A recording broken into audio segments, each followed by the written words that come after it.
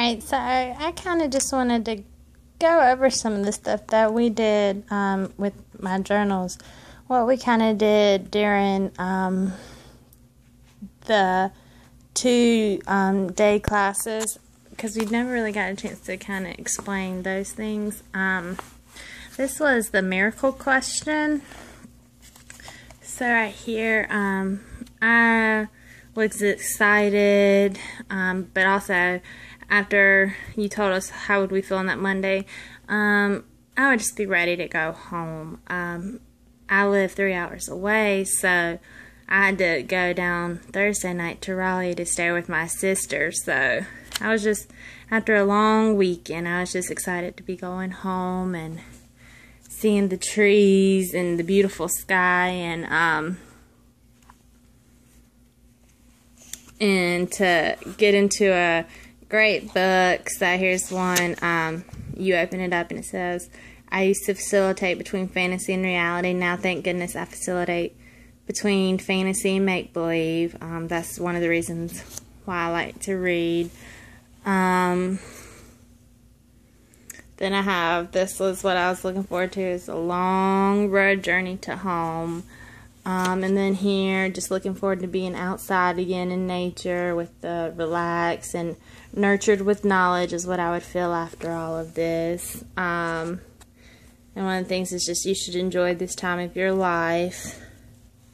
And after all this, just, is that your cell phone I hear? Yes, what's that song of the ringtone? Crazy. Just kind of everything, you know, going on. It's kind of crazy, even though it's still summertime. So, and after all this, I would feel creative after the journey. So, this is, kind of like a collage and word knowledge of, the miracle question. And then here's, the safe place, which was, my home, my room. You know, you come inside, here's the doors and a dresser and the beautiful huge windows that kind of open light into the bedroom. And my safe place is just going in there with a good book and escaping and just delving into somebody else's world. It's really, anytime I've had a stressful day or something else going on, this is where I go. And where I want to be. This is the Getting in My Head challenge that you had us do. And I kind of like this one because I was able to first write out thoughts, but sometimes it's easier for me. And one of my things was I overthink things. I constantly am thinking. I can't just sometimes shut it off and just enjoy. And so the sculpture I did was a brain. And then here was the quote, one small positive thought can change your whole day. So sometimes just think about one positive thing and forget everything else. It can completely change how you look on everything.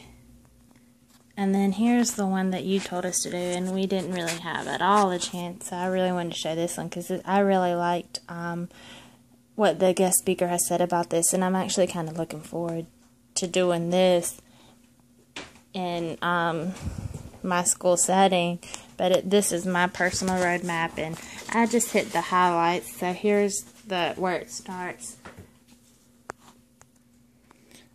So like I said, this is where it starts. I was born September 9th, 1987, and then the biggest thing is starting kindergarten, August 91. So that's just when I started my whole education. Then right here, graduated high school, May 2005. And then here's a big one for me that just kind of made the pathway for my independence, was that I moved to Wilmington in August. Well, actually, I moved to Wilmington in July and started college in August 2005. And I was down in Wilmington for 5 years. So I graduated college May 2010. And then I started graduate school at ECU May 2011. And then shortly after that, in January 2012, I started my real job. And then I got married October 13th, 2012. So these are just kind of the major highlights of my life.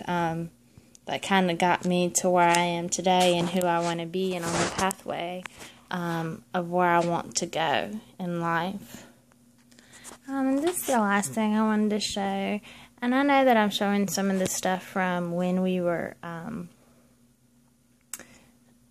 on our days, but I really feel that I just got a lot of information, and I just wanted to show that one. So one of the ones you had us do were our struggles, and so we had to write about a struggle, like you said, and mine was just not really having any time for myself. I've been doing so much